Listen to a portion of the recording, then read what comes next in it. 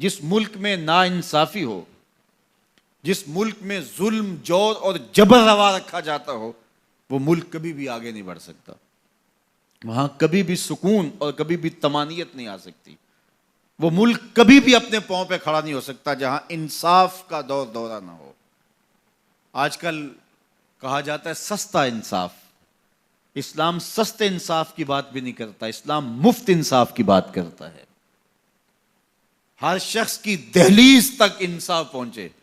اور اسلام نے انصاف کے تقاضوں کو اس انداز سے پورا کیا کہ میرے اور آپ کے آقا و مولا کے دور ہمایوں میں بنو اسود کی ایک خاتون چوری کر لیتی ہے اور اس کے ہاتھ کٹنے کا حکم ہوتا ہے، تو حضرت اسامہ بن زید رضی اللہ تعالی عنہ کے ذریعے سے حضور سے سفارش کی جاتی ہے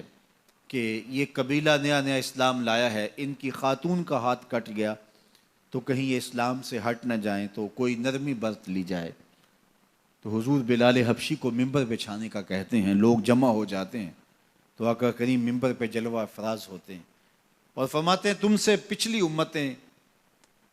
اس لیے ہلاک ہوئیں کہ امیر اور غریب کے لیے الگ الگ انصاف کے تقاضے تھے ان کے ہاں، فرمایا میری شریعت میں ایسا نہیں ہوگا، اور پھر ایک تاریخی جملہ میرے حضور نے ارشاد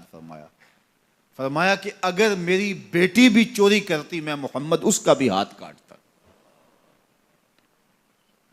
جب کسی بھی ملک کے اندر، کسی بھی ریاست کے اندر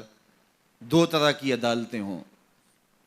غریبوں کے لیے الگ نظم ہو، امراء کے لیے الگ قانون ہو، تو پھر کبھی بھی اللہ کی رحمتیں ان قوموں پہ نازل نہیں ہوتی۔ آج تو جیل کے اندر بھی الگ الگ خانے موجود ہیں، تھانوں کے اندر بھی غریب مار دیا جاتا ہے، اس کی کھال ادھیڑ دی جاتی ہے،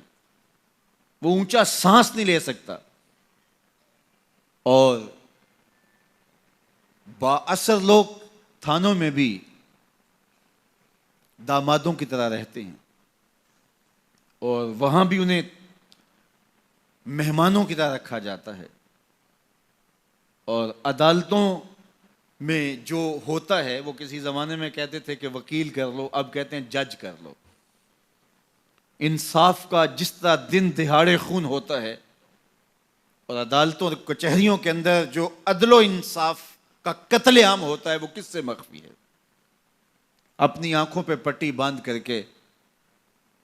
اور خاموشی اختیار کرنے سے کوئی فرق نہیں پڑتا۔